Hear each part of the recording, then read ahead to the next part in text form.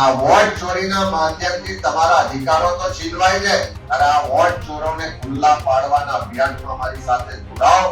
ગુજરાતમાં વોટ ચોર ગાદી છોડ મામલે હવે કોંગ્રેસે આક્રમક વોટ ચોરી વિરુદ્ધ એ ઝુંબેશ અભિયાન અંતર્ગત આ પત્રકાર પરિષદ એ ગુજરાતના અલગ અલગ વિસ્તારમાં કોંગ્રેસ દ્વારા કરવામાં આવી।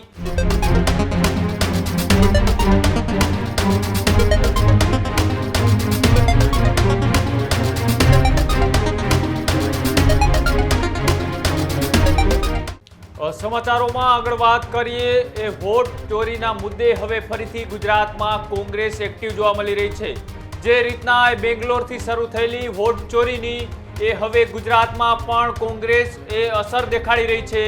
ગુજરાતમાં વોટ ચોર ગાદી છોડ મામલે હવે કોંગ્રેસ એ આક્રમક સમગ્ર ગુજરાતમાં એક સાથે કોંગ્રેસની આજે પત્રકાર પરિષદ એ કરવામાં આવી હતી। વોટ ચોરી વિરુદ્ધ એ ઝુંબેશ અભિયાન અંતર્ગત આ પત્રકાર પરિષદ એ ગુજરાતના અલગ અલગ વિસ્તારમાં કોંગ્રેસ દ્વારા કરવામાં આવી। એ જ રીતના અમદાવાદમાં ગુજરાત કોંગ્રેસ પ્રમુખ અમિત ચાવડાએ પણ એ પ્રેસ કોન્ફરન્સ કરી। બેંગ્લોર બાદ ગુજરાતમાં પણ મોટા પાયે ગડબડીનો એ કોંગ્રેસે લગાવ્યો છે આરોપ।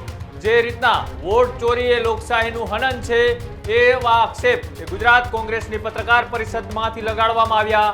ચૂંટણી પંચે તાત્કાલિક પગલાં લેવાની એ કોંગ્રેસે માંગ પણ ઉઠાવી છે। જે રીતના થોડા દિવસો પહેલા એ કોંગ્રેસના પ્રમુખ અમિત ચાવડા એ જે રીતના એ નવસારીની લોકસભા બેઠક ઉપર એ વોટ ચોરી થઈ હોવાના આક્ષેપ એ તેમને પ્રેસ કોન્ફરન્સ કરી અને પુરાવા સાથે રજૂ કર્યા હતા। ચૂંટણી પંચને તેમને એક વાત પણ કહી હતી કે આ મામલે તપાસ કરવામાં આવે, આનો ડેટા એ જાહેર કરવામાં આવે। બેંગ્લોરથી રાહુલ ગાંધીએ ચાલુ કરેલી વોટ ચોરીનો મામલો હવે એ પૂરા ભારતમાં અલગ અલગ વિસ્તારમાં એ મુદ્દો બની ગયો છે। એક બાજુ એ બિહારની ચૂંટણી અને બીજી બાજુ ગુજરાતમાં પણ એ સ્થાનિક સ્વરાજની ચૂંટણીઓ જ્યારે નજીક આવી રહી છે ત્યારે કોંગ્રેસ હવે દેશભરમાં એ વોટ ચોરી મામલાનો મુદ્દો લઈ એ ગુજરાતમાં હવે નવી એક્શન પ્લાન તૈયાર કરી રહી છે। આ મુદ્દો કેટલો સાચો છે કેટલો ખોટો એ ચૂંટણી પંચ આનો ખુલાસો કરે ત્યારે ખબર પડે। પણ અત્યારે જે રીતના ગુજરાતના અલગ અલગ વિસ્તારમાં એ કોંગ્રેસ દ્વારા એ પત્રકાર પરિષદ કરી અને વોટ ચોરી મામલે ભાજપ અને ચૂંટણી પંચ ઉપર એ ગંભીર આક્ષેપો કર્યા હતા। આ જ મામલે એ ગુજરાત કોંગ્રેસ પ્રદેશ પ્રમુખ એ અમિત ચાવડાએ પણ જે રીતના અમદાવાદમાં એ પત્રકાર પરિષદ બોલાવી, પત્રકાર પરિષદમાં તેમને ચૂંટણી પંચ, વોટ ચોરી, લોકશાહી અને ભારતીય જનતા પાર્ટી આવા અલગ અલગ મુદ્દાને લઈ એ શું કહ્યું આવો તે પણ સાંભળ્યું।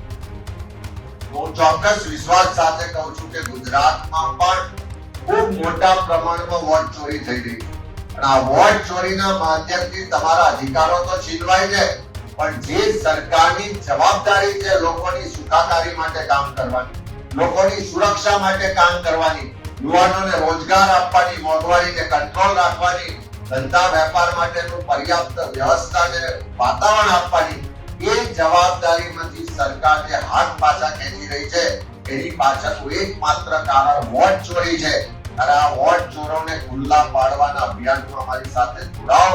લોકશાહીની રક્ષા કરો અને સાથે સાથે તમારો જે વોટનો અધિકાર છે એની પણ રક્ષા કરો એવી ગુજરાતના નાગરિકોને વિનંતી કરું છું।